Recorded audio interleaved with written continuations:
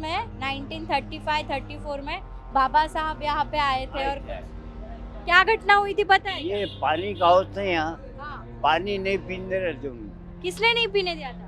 ये हुकूमत गव्हर्नमेंट हा ते आले होते, पण ते काय झालं ते मला नाही माहिती. ते आले होते इकडे इतकं माहिती आहे. मोठ्या माणसाने सांगितलेलं आहे की बाबासाहेब आलते, तिथं बसली होती, पाण्याचा होत होता. त्या एका माणसाने जसं रानोबात उभी म्हणून होता तो बोलला होता की बाबा जसं पाणी म्हणजे याचा महाराजा राजा आला म्हणून. 20 मार्च 1927 महाडचा सत्याग्रह. आज या सत्याग्रहाचे शताब्दी वर्ष सुरू होत आहे. हजारो लोकांनी पाण्याचा घोट पिण्यासाठी नाही तर आम्हीही माणसं आहोत ही सिद्ध करण्यासाठी इतिहास घडवला. डॉक्टर बाबासाहेब आंबेडकरांच्या नेतृत्वाखाली 14 तळ्याचा सत्याग्रह झाला. पण हा संघर्ष तिथेच संपला होता का? कारण काही वर्षांनी म्हणजेच 1934 मध्ये डॉक्टर बाबासाहेब आंबेडकर आणि त्यांच्या सहकाऱ्यांना फक्त पाण्याला स्पर्श केल्यामुळे अपमान सहन करावा लागला होता. ही गोष्ट आहे दौलताबादची. दौलताबादमध्ये नेमकं काय घडलं होतं आणि त्या घटनेमागचं सामाजिक वास्तव काय होतं हे समजून घेण्यासाठी आंबेडकरी विचारांचे अभ्यासक प्रकाश शिरसाट सांगतात. तर दौलताबादला कार्यकर्त्यांना हे कळलं की बाबासाहेब इथं आलेले आहेत. जे दलित समुदायातल्या त्या काळच्या अस्पृश्य समुदायातल्या लोकांना कळलं की डॉक्टर बाबासाहेब आंबेडकर इथं आलेले आहेत आणि त्यांनी चहा पाण्याचा आग्रह केला त्यांना की तुम्ही चहा पाणी आणि अल्पोपहार घेऊन पुढे जा.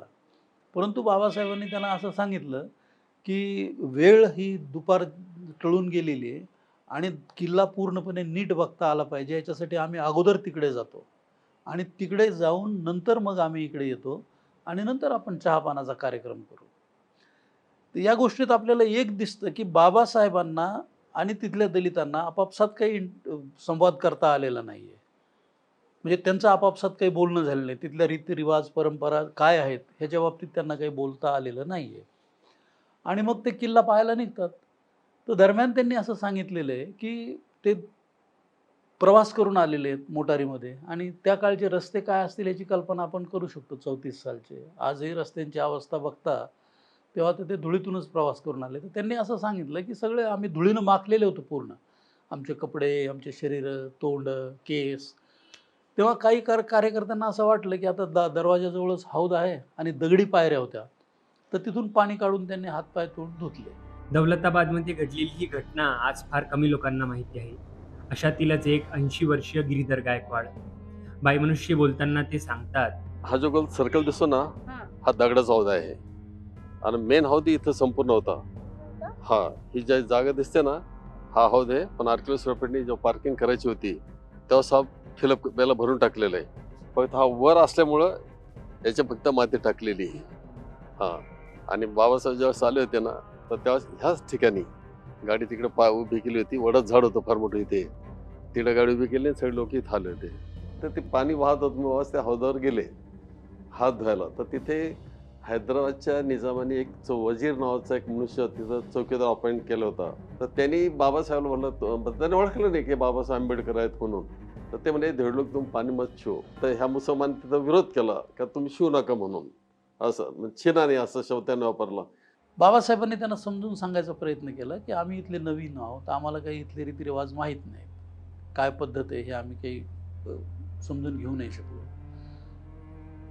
तर त्यांनी मग त्या गावातल्या कार्यकर्त्यांना शिवाय द्यायला सुरुवात केली की तुम्ही यांना का नाही समजून सांगितलं. त्यांनी सांगितलं की आमचं यांचं बोलणंच नाही झालेलं, आमचं म्हणजे चहा पिण्यापुरतं आम्ही त्यांना आग्रह करत होतो आणि त्यांनी नकार दिला आणि किल्ल्यावरच जायचं असं त्यांनी ठरवलं.